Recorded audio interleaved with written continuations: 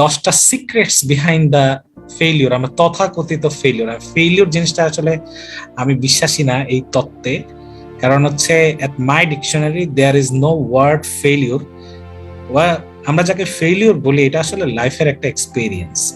হ্যাঁ, আমি একটা এক্সপেরিয়েন্স অর্জন করেছি, এবং এইটা হচ্ছে যারা পজিটিভ মাইন্ডেড, যারা গ্রোথ, দুই টাইপসের মাইন্ড আছে মানুষের কাছে, অনেক ধরনের পার্সোনালিটি আছে। আজকে আমি এটা ইন্টারন্যাশনাল কনফারেন্স যে ছিল আমাদের ক্যারিয়ার কনফারেন্স, সাকলাইন রাসেল ভাই, ওখানে কথা বলছিলাম।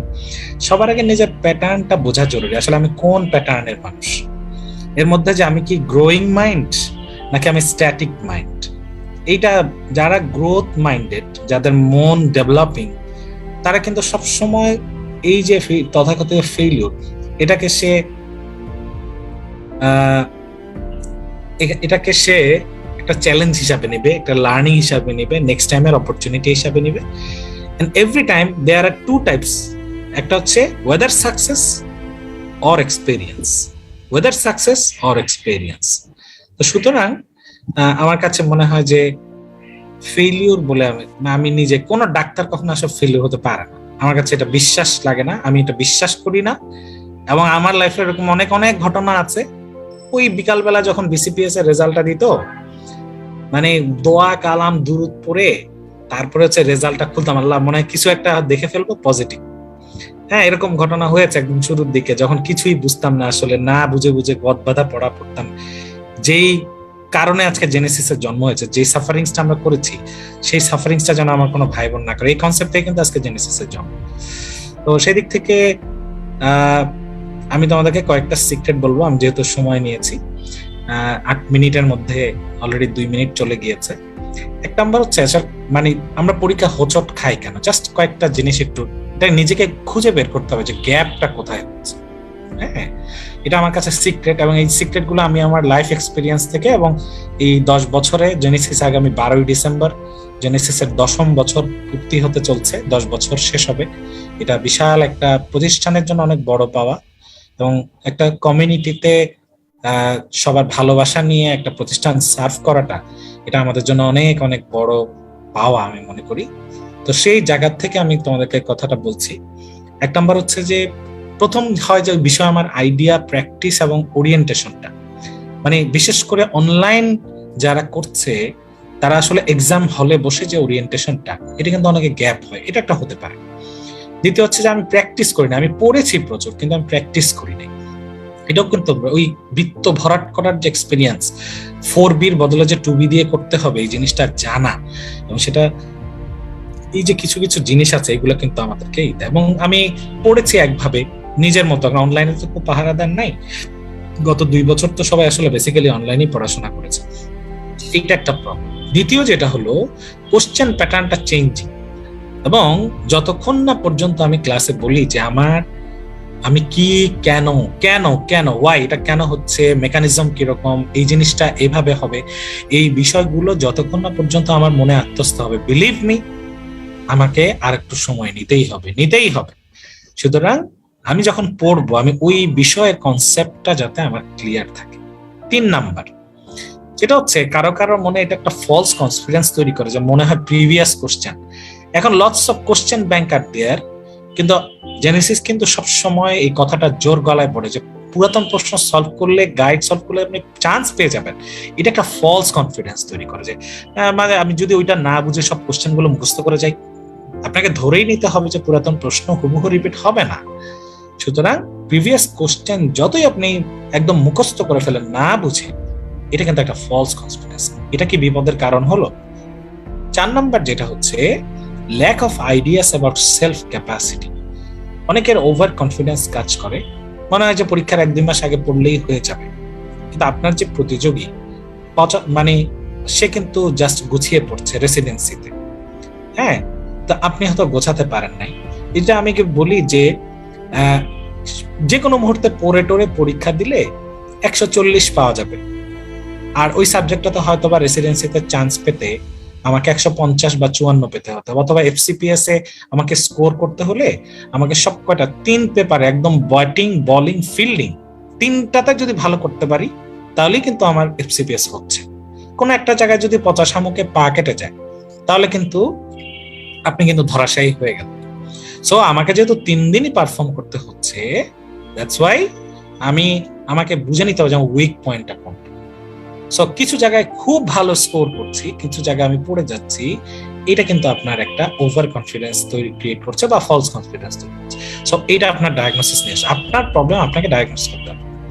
পরের যেটা হচ্ছে you are giving exam but preparation complete না। এইরকম বহু মানুষ আছে, এই জানার জন্য দিয়েছি, বোঝার জন্য দিয়েছি, সবাই দেয় তাই দিয়েছি। আরে ভাই, এক একটা পরীক্ষা যদি আপনি না পড়েও দেন, আমি এটা বলি যে 5% কনফিডেন্স কিন্তু লস করে, এটা মনের মধ্যে হতাশা নিয়ে আসে। আপনার প্রিপারেশন ভালো না খারাপ, কোন লেভেলে আছেন এটা জানার জন্য তো জেনেসিসই যথেষ্ট। বা একটা পরীক্ষাগুলো যে দিচ্ছেন, হ্যাঁ এখন একটা হতে পারে যে আমি তো পরীক্ষা খুব ভালো করছি, ঠিক আছে, তা আমি কেন খারাপ করছি, এটা ব্যাখ্যাটা আমি একটু পরে দিচ্ছি। এবং চুজিং রং সাবজেক্টস, এটাও কিন্তু একটা বিষয় আছে। সামটাইমস আমার কাছে কেন মনে হয় যে আপনি যে সাবজেক্ট পড়ছেন ওইটাকে আসলে অন করছেন না সবাই দিচ্ছে বলে দিচ্ছে, ঠিক আছে। অথবা সাবজেক্টটা আপনি ইচ্ছা ছিল গাইনিতে পড়বেন, আপনি দিয়েছেন মেডিসিনে, তো মেডিসিনের পুরো জিনিসটাকে আপনি অন করতে পারছেন না বা জিনিসটা গোছাতে পারছেন না। আমার মনে হয় এটা আমাদের একটু সময় নিয়ে ভাবা উচিত যে এটা আপনার লাইফস্টাইলের সাথে যাচ্ছে কিনা।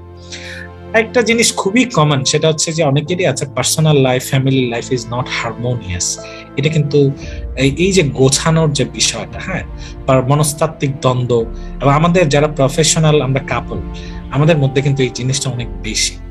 হ্যাঁ, কারণ হচ্ছে যে এই উভয় আমরা নিজেরা মানে নিজেদেরকে সময় দিতে গিয়ে এক ধরনের ইন্টারনাল কনফ্লিক্টে কিন্তু আসে। সো পার্সোনাল অনেকে আছে যে মানে তার স্পাউসের সাথে তার এমন দ্বন্দ্ব, উনি হয়তো তাকে ওই জিনিসটা দেখানোর জন্য বা ডাউন করার জন্য তাকে ক্যারিয়ার করতেই হবে যে কোনো ভাবে, তখন কি এক ধরনের ফ্রাস্ট্রেশন তৈরি হয় চান্স না পেলে। এরকম অনেক আছে, আমি প্রত্যেকটা কথা আমার লাইফ এক্সপিরিয়েন্স থেকে বলছি, এই ঘটনাগুলো ঘটেছে। সো আপনার লাইফ যদি হারমোনিয়াস না থাকে, অনেকে বাসা আছে, বেবি আছে, কাজের লোক নাই, অথবা কাজের লোক আছে সেটা আনস্টেবল, অথবা আপনার বা ফ্যামিলি টেক কেয়ার মতো সাপোর্টিভ কেউ নাই, এরকম কিন্তু অনেকে খারাপ হওয়ার পিছনে ছোট আমি বলি যেগুলো আপনার স্লিপে ওই প্রবলেম গুলোকে ফাইন্ড আউট করে আপনাকে সলভ করতে হবে। সাম পিপল আর দেয়ার যারা খুব ইনকাম হলিক, আরে আপনি 6 দিন করবেন, গ্রামে গিয়ে আবার ফ্রাইডেতে আপনি চেম্বার করবেন, আবার আপনি সব পড়াশোনা গুছাবেন, আপনি 4টা 5টা 12 ঘন্টার ডিউটি করে ফাঁকে পড়বেন। আসলে পড়াশোনাটা গোছানো কিন্তু না, ফেসবুক হলিক, মুভি হলিক, মানে এই যে হলিক জায়গাটা থেকে কিন্তু আপনাকে আসবে। আপনার টেবিল হবে আপনার নিউক্লিয়াস, এই জায়গাটাকে আবার ফোকাস করেন। আমাকে রিয়েলাইজ করা দরকার যে আমি মানে যিনি বুদ্ধিমান, যিনি প্ল্যানার, যিনি গুড ফাইটার, যিনি ভালো সেনাপতি, যুদ্ধ জাহাজের যিনি একজন ক্যাপ্টেন, তার জন্য মূল ইম্পর্টেন্ট ইস্যুজ হচ্ছে যে উনি সবসময় তার উইক পয়েন্টটা বা সামনের দিকে আর যেতে হলে কি করতে হবে এই জিনিসটা খুঁজে বের করবেন। আরেকটা জিনিস, lonely man can never build a fort in the desert. এই কথাটা আমি কেন বলি জানেন? এটা হচ্ছে যে আপনি পড়াশোনাকে এমন ভাবে বা প্রফেশনকে এমন ভাবে গুছিয়ে ফেলেছেন, বাইরের মানুষ থেকে আপনি একদমই আলাদা হয়ে গিয়েছেন, এবং আলাদা হয়ে যাওয়ার কারণে আমি এরকম দেখি জানেন, মানে lots of people are they are trying for BCS for the last 5 বছর ধরে পড়ছে। সে যে বাসায় থাকে, এই বাসার কোনো মানুষের সাথে তার কোনো কন্ট্যাক্ট নেই, নোবডি প্রে ফর হিম, কেউ যার জন্য দোয়া করে না। এবং একটা মানুষের সাথে যদি তার ওয়েল উইশার না থাকে, ভালো মানুষের মানে না থাকে, সো আমার কাছে যেটা মনে হয় যে এমন ভাবে করবেন না যাতে আপনার দোয়া করার মানুষ কমে যায়, কারণ এটার একটা বড় ফ্যাক্টর আছে। সো আমরা আমাদের লাইফটাকে একদম শুধুমাত্র পড়ার জায়গা না ফোকাস করে আমরা একটু মানে আমি আমার অন্যান্য ফোকাস জায়গাতে নিয়ে, সো দ্যাট মানে আমি মনে করি যে মানুষের দোয়াতে অনেক কিছু চেঞ্জ হয়। সো আমি কি লোনলি হয়ে পড়েছি, আমি কি শুধুমাত্র পড়াকে একমাত্র অজুহাত হিসাবে দাঁড় করাচ্ছি, তা কিন্তু। আর এটা হচ্ছে একটা বিষয়। একটা জিনিস হচ্ছে যে এটা কম্পিটিশন, যদিও এফসিপিএস এইটা মানে আপনার capacity compete with your self, competition with on self. So এই জায়গাটাকে আপনি নিজে ছাড়িয়ে যাওয়ার চেষ্টা করবেন, এই হলো একটা বিষয়। সো আমার কাছে মনে হয় যে আমার আসলে হারানোর কিছু নাই, হ্যাঁ, আমাদের সবকিছুই পজিটিভ আমি মনে করি। এবং আরেকজন যদি পারে, আমি আজকে বলছিলাম যে এই কি বলে আমাদের ট্রাম্পেরও 3.5 হাত দেহ, আমারও 3.5 হাত দেহ, আমি ঢাকায় বসে একটা ডিপার্টমেন্ট চালাই আর ট্রাম্প সারা পৃথিবী চালিয়েছে আর কি। তো তার দুজনের মধ্যে তো ডিফারেন্স না, আসলে সে তার ক্যাপাসিটি 100% ইউটিলাইজ করেছে, যদিও সে প্রিভিলেজ ছিল একটা প্রিভিলেজ কান্ট্রিতে, ঠিক আছে, কিন্তু আমি আমার জায়গা থেকে আসলে আমার ক্যাপাসিটি সবকিছু কি করেছি, করিনি। সো এক নাম্বার। আর লাস্ট ওয়ান, সেটা হচ্ছে যে you must have a basic preparation, এবং চান্স লেভেল থেকে কোয়ালিটি, মানে যেই লেভেলে গেলে আপনি চান্স পাবেন, শুধু পড়ছেন না, আপনার লেভেলটা মানে ইয়ে হচ্ছে কিনা। আর এর মধ্যে lots of conflict, lots of stress, হ্যাঁ, এই ধরনের যদি ইস্যু, কলিগ রিলেটেড ইস্যু থাকে, ফ্যামিলি রিলেটেড ইস্যু থাকে, পারস্পরিক দ্বন্দ্বের মধ্যে থাকেন, আমার কাছে রাতে যখন আপনি ঘুমাতে যাবেন, বেস্ট হচ্ছে মেন্টাল হিলিং প্রসেসের জন্য একটা জিনিস আমি সবসময় বলি, স্ট্রেস থেকে বের হওয়ার সময় আপনার আশেপাশে যারা আপনার অধিকার পূর্ণ করছে, আপনি তাকে মাফ করে দেন, মনের মধ্যে রাখবেন। আপনার ডেটা যদি স্টার্টিংটা যদি সুন্দর হয়, and if you can learn to say no, sometimes you have to say no and no, ঠিক আছে। হয়তো এমন কিছু বার্ডেন আপনি নিয়ে চলছেন যেটা আপনার পড়াশোনার গতিটাকে কমিয়ে দিচ্ছে, চমৎকার ভাবে, সেটা লাইফের স্ট্রেস হোক, আপনার ইন্টারনাল হোক, সোশ্যাল কনফ্লিক্ট হোক, পার্সোনাল কনফ্লিক্ট হোক, আপনি আবার চিন্তা করে মানে কখনো কখনো জীবনে একটা নো কিন্তু আপনাকে দিতে পারে। সো আমার কাছে যেটা মনে হয়, এবং এখানে টাইম জোনে একটা কথা আছে, এটা বলেই শেষ করি, আমার মনে হয় কথাটা ভালো লাগবে। ইনশাল্লাহ আপনারা যে যেখানে আছেন অনেক ভালো করবেন, আমি সময় নিয়ে ফেলেছি, আমার অলরেডি 1 মিনিট বেশি হয়ে গেছে। নিউ ইয়র্ক ক্যালিফোর্নিয়ার চেয়ে 3 ঘন্টা কিন্তু আগানো সময়টা, কিন্তু এটা মিন করে না যে ক্যালিফোর্নিয়া নিউ ইয়র্কের চেয়ে পিছিয়ে আছে, এটা কিন্তু কখনোই মিন করে না, বা নিউ ইয়র্ক খুব ফাস্ট। প্রত্যেকে তার নিজের টাইম জোনে আছে, এটা হচ্ছে বাস্তবতা।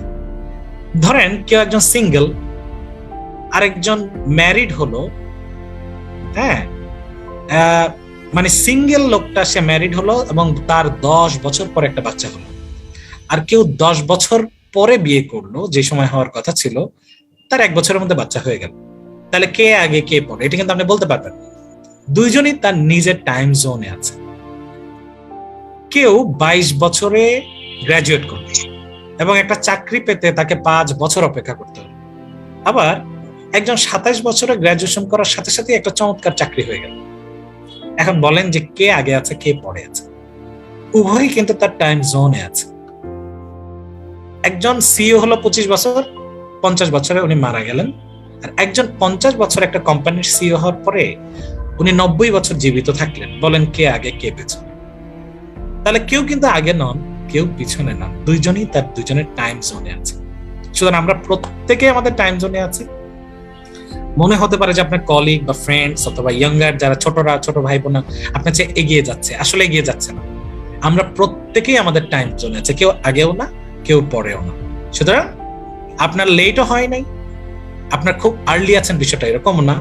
আমরা ইনশাল্লাহ যথাসময়ে আমার সাকসেসটা আমি পাবো, ঠিক আছে। সব সময় বহু জায়গায় জ্যাক মারি, মানুষকে ধরি, অনেক জায়গায় কি বলে এটা, কাউন্সিলিং মোটিভেশন নেই, বা দ্য বেস্ট মোটিভেশন আছে দাদিয়া যে কথাটি বলেছে, যেখানে জ্যাক লাগানো দরকার সেখানে বেশি করে জ্যাক দেন, তাহলে ওখান থেকে অবারিত, দেওয়ার উৎস অবারিত, পাওয়ার উৎস অবারিত। Just hold on, be strong, stay true to yourself, and ইনশাল্লাহ যখন আপনার টাইম জোন আসবে আপনি সবকিছু পেয়ে যাবেন ইনশাল্লাহ। ঠিক আছে, আজকে থেকে প্ল্যান করেন মিশন 2023 এর মধ্যে আপনার এফসিপিএস পরীক্ষা আছে, এমডিএমএস আছে, ডিপ্লোমা আছে, এমআরসিপি আছে, একটা না একটা আপনার আগামী 1 বছরের মধ্যে 6টা অপশন আছে।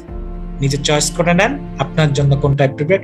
এবং আপনাকে লাস্ট কথাটা বলি, কখনো কখনো চান্স না পাওয়া জীবনের জন্য ব্লেসিংস হতে পারে। একমাত্র আমি আল্লাহই জানেন যে আমার এটা হয়তোবা না পাওয়াটাও আমার লাইফের জন্য একটা বড় পাওয়া হতে পারে, না পাওয়াটাও জীবনের জন্য একটা বড় পাওয়া হতে পারে।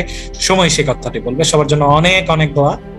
ইনশাআল্লাহ আগামী 1 বছরের মধ্যে আমরা যে কোনো একটা জায়গায় পোস্ট গ্রাজুয়েশনে এম করবো, এই কথা বলে শেষ করছি। Thank you doctor Samia for everything. Thank you Munadi, thank you GCPS team for this excellent presentation. Specially I have enjoyed a lot. সবার কথা আমি অনেক মনোযোগ দিয়ে শুনেছি, আমার খুব ভালো লেগেছে। এই ভালো লাগা দেওয়ার জন্য সবাইকে গুড নাইট, আল্লাহ।